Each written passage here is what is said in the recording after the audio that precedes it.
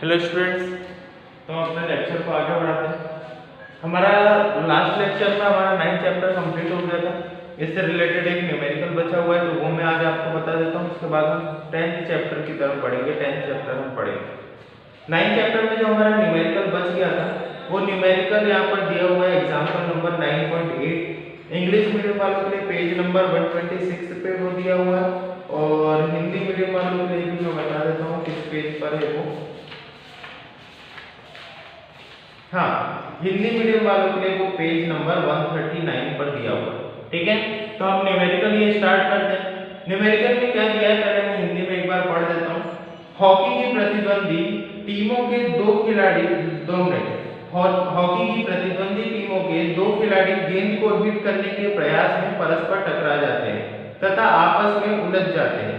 पहले खिलाड़ी का द्रव्यमान 60 केजी है तथा वह 5 मीटर प्रति सेकंड के वेग से गति कर रहा है, जबकि दूसरा खिलाड़ी का द्रव्यमान 55 किलो है तथा वह 6 मीटर प्रति सेकंड के वेग से पहले खिलाड़ी की ओर गति कर रहा है। टकराकर उलझने के बाद वे दोनों किस दिशा में किस वेग से गति करेंगे? मान लें कि दोनों खिलाड़ियों के पैर तथा पृथ्वी के बीच कार्यरत घर्षण बल नगण्य है। मतलब क्या बोला है उसने कि यहाँ पर सिंपली मैं समझा देता हूँ कि 2 हॉकी प्लेयर्स हैं, तो मान लो ये एक हॉकी प्लेयर है और यहाँ पर ये दूसरा हॉकी प्लेयर है।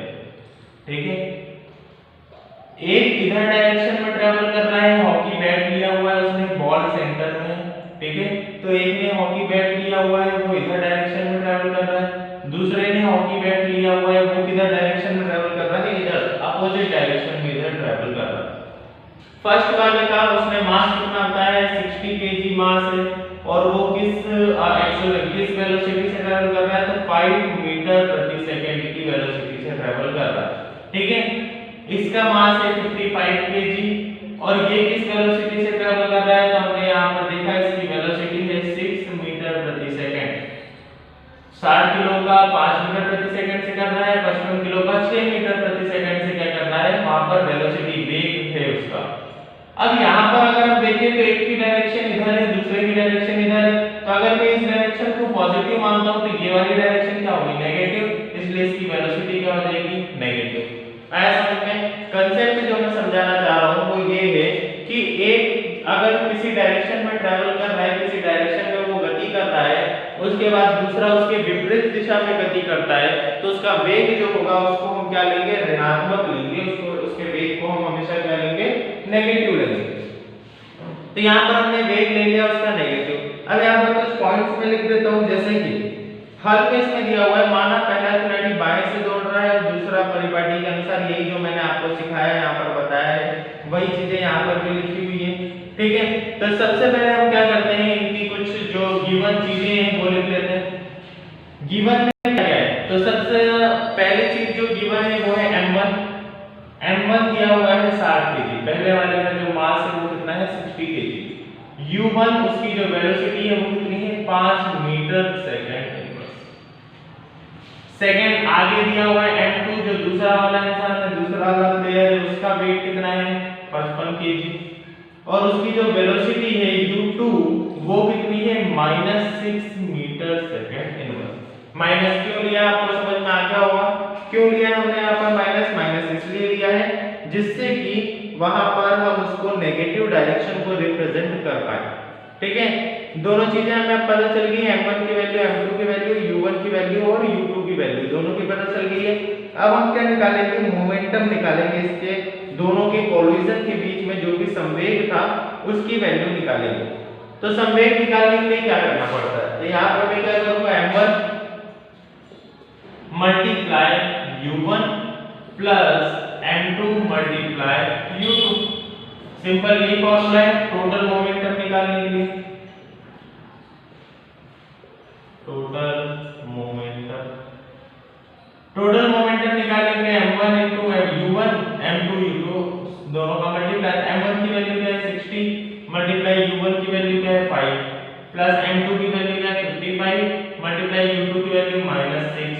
65 is 300 minus 55 is 5 is 30 30 5 is 30 330 30 minus 330 क्या हो जाएगा, माइनस का 30। ठीक है, कितना आ गया ये यहाँ पर माइनस का 30 आ गया। आगे देखते हैं इसमें, यहाँ पर क्या आ गया हमारा, जो कि मोमेंटम था टक्कर के पहले दोनों खिलाड़ियों का कुल सम वेग, ये हम कहाँ निकाल रहे हैं, टोटल मोमेंटम हम निकाल रहे हैं बिफोर कोलिजन। बिफोर कोलिजन मतलब टक्कर के पहले, टक्कर के पहले। टक्कर के पहले अगर हम देखते हैं तो इसका जो मोमेंटम आया है वो कितना आया है, तो मोमेंटम आया है इसका -30। ठीक है, और मोमेंटम की यहाँ पर यूनिट लिख दो तो केजी मीटर सेकंड इनवर्स। ये क्या आ गया, मोमेंटम बिफोर कोलिजन, टक्कर से पहले इतना मोमेंटम उनका था। अब देखते हैं हम टक्कर के बाद, अगर देखो टक्कर के बाद अगर हम मोमेंटम निकालने जाएंगे तो उसमें टोटल वेलोसिटी उनकी निकालनी पड़ेगी जो कि हमें पता नहीं है। तो यहाँ पर टक्कर के बाद आफ्टर कोलिजन वाली प्रोसेस लिखता हूं। आफ्टर कोलिजन मतलब यहाँ पर आप लिख लो टक्कर के बाद। टक्कर के बाद क्या हुआ, उसका फॉर्मूला क्या हो जाएगा, m1 प्लस m2 और मल्टीप्लाई v, टोटल मोमेंटम जो होगा क्या हो जाएगा, m1 plus m2 multiply v। m1 plus m2 की अगर मैं बात करता हूँ, m1 प्लस m2 की वैल्यू क्या है, m1 प्लस m2 की वैल्यू है यहाँ पर 60 प्लस 55। v की वैल्यू हमें पता नहीं है, इज इक्वल टू m की वैल्यू क्या है 30 माइनस 1, हमें पता ही है पहले से। ठीक है, टोटल मोमेंटम जितना भी हमने निकाला था वो कितना निकाला था, 30 निकाला था। तो यहाँ पर हमें इतना तो पता है, -30 मैंने लिख दिया इज इक्वल टू, तो -30 इज इक्वल टू ये कितना हो जाएगा 60 प्लस 50 होता है 110 और 5 150 मल्टीप्लाई v। v की वैल्यू अगर हमें निकालनी है तो -30 अपॉन में 115। अगर इसको हम सॉल्व करेंगे तो आंसर क्या आ रहा है, एक बार मैं देख लेता हूं 0.26। ठीक है, आंसर क्या आ रहा है इसका -0.26 मीटर सेकंड इनवर्स। कुछ ये हमारा क्या आ रहा है यहाँ पर आंसर आ रहा है, तो इसको थोड़ा देख लेना आप।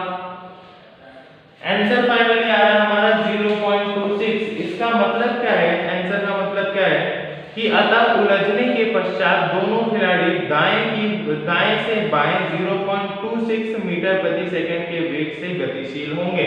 मतलब मैंने आपको क्या बताया था कि दो खिलाड़ी हैं, एक का वेट है 60 केजी, दूसरे वाले का वेट में मान लेता हूं कितना है 55 केजी।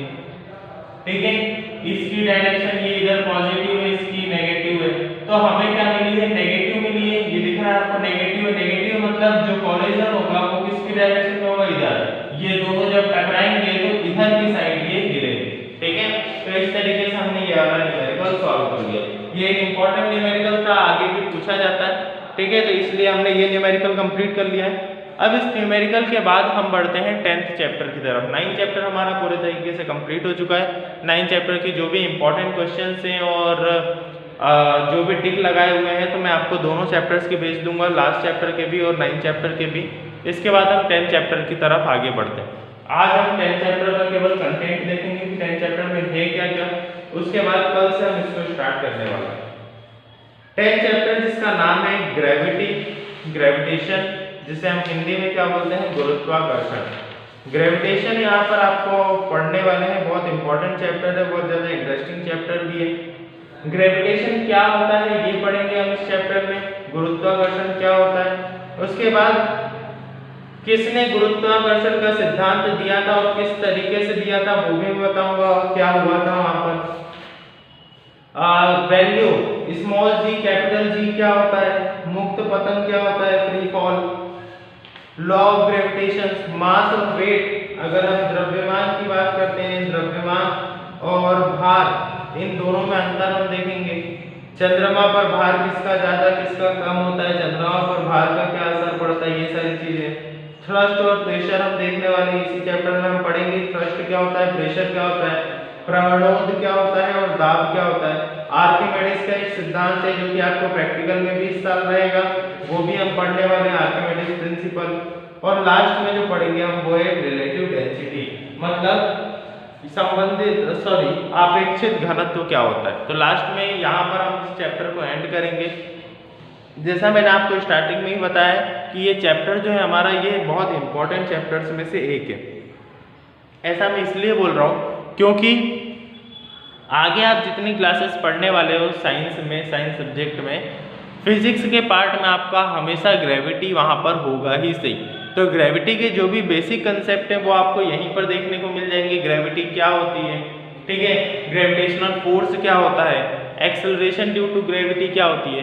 तो ये सब पढ़ने से पहले मैं आपको एक चीज़ सजेस्ट करना चाहूँगा कि आप वेलोसिटी, एक्सेलरेशन, प्रेशर, ये सारी डेफिनेशन जो हम पहले पढ़ चुके हैं कुछ चैप्टर्स में, पिछले जो चैप्टर्स हमने पढ़े 8-9 चैप्टर्स, उनमें ये डेफिनेशंस थी। उनमें इनिशियल वेलोसिटी आपको डिस्क्राइब की गई थी, उसमें इनिशियल वेलोसिटी, फाइनल वेलोसिटी उसमें बताई थी, आरंभिक वेग और अंतिम वेग आपको बताया गया था उसमें। तो ये सारी चीज़ें, इन सारे जितने भी त्वरण था वहाँ पर, एक्सेलरेशन था, तो ये सारे जितने भी टॉपिक्स हैं ये सब आप वहाँ पर पढ़ लेना, उसके बाद ही आपको ये समझ में आएंगे, ठीक है। क्योंकि एक्सेलरेशन वगैरह, एक्सेलरेशन हो गया त्वरण जिसे हम हिंदी में बोलते हैं, ऑब्जेक्ट्स, इन सब की समझ हमें तब होगी जब हमारे बेसिक कंसेप्ट कुछ क्लियर होंगे, ठीक है। तो अगले चैप्टर से हम इसको स्टार्ट करते हैं। Thank you.